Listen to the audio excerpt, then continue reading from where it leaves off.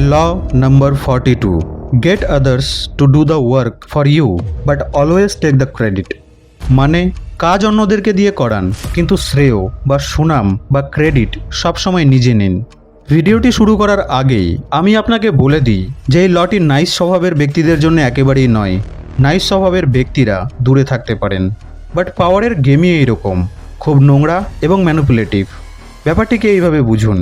আজ থেকে 300-400 বছর আগে যখন কার বা বাইক ছিল না, তো সেই সময়ের রাজা মহারাজারা যখন শিকার করতে যেতেন, তো তখন তারা ঘোড়ায় করে বনে শিকার করতে যেতেন। তো সেই ঘোড়ায় করে যখন রাজা শিকার করত, তো রাজাকে কিন্তু খুব বেশি একটা পরিশ্রম করতে হতো না। আসল পরিশ্রম তো সেই ঘোড়া করত। রাজা তো ব্যাস সেই ঘোড়ায় বা ঘোড়া গাড়িতে বসে থাকতো। কিন্তু যখন রাজা কোনো পশুর শিকার করত, তো সম্পূর্ণ ক্রেডিট সে নিজেই নিয়ে নিত, যে দেখো আমি কত বড় জন্তুর শিকার করেছি, আমি মেরেছি। এখানে আসল ভূমিকা পালন করা ঘোড়ার কোনো ভূমিকাই থাকলো না, সম্পূর্ণ শ্রেয় রাজা নিজেই নিয়ে নিল।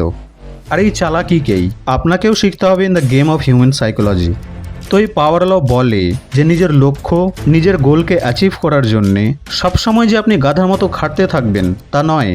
মাঝে মধ্যে আপনি অপরকে, অপরের সময়কে, অপরের শক্তিকে, অপরের পরিশ্রমকে নিজের নামে করে নেওয়ার উপায়কে খুঁজে রাখুন।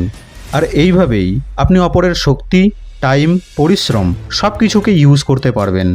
এবং লোকেদের মনে আপনার ব্যাপারে এক ছবি তৈরি হবে যে ব্যক্তিটি এতগুলি কাজকে কিভাবে একা করে নিতে পারে। আর আমি আগেও আপনাকে বলেছি যে পাওয়ার হলো দেখানোর খেলা। লোকেরা আপনাকে কিভাবে পারসিভ করে সেটিই ম্যাটার করে।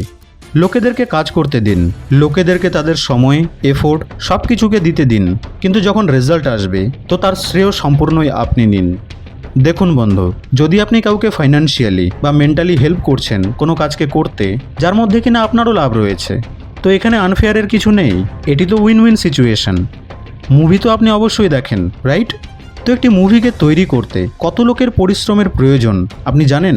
Director, producer, screen writer, record করার লোক, প্ল্যানিং করার লোক, এডিট করার লোক, আরও অনেক। কিন্তু একটি মুভিকে দেখার পর আমরা কি বলি?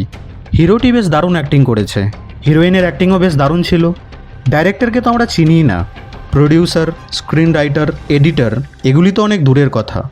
শুধু এই হিরো আর হিরোইনকেই মনে রাখি, মানে সেই সিনেমার সম্পূর্ণ ক্রেডিট ওই হিরো আর হিরোইন নিয়ে চলে যায়। তো তার মানে কি সেই সিনেমাটি তৈরি করতে আরও যে সকল লোকেদের হাত ছিল তারা কি সবাই গাধা ছিল? না, বরং তাদের ক্রেডিট হিরো হিরোইনদের থেকে অনেক বেশি। বাট ক্রেডিট কে পায়? তো সিমিলারলি আপনাকেও নিতে হবে লোকেদের কাজের ক্রেডিট। কাজ লোক করুক, কিন্তু যখন সুনাম হবে তো সেটি যেন আপনার হয়। আপনাদের সঙ্গে আবার দেখা হবে নেক্সট ভিডিওতে।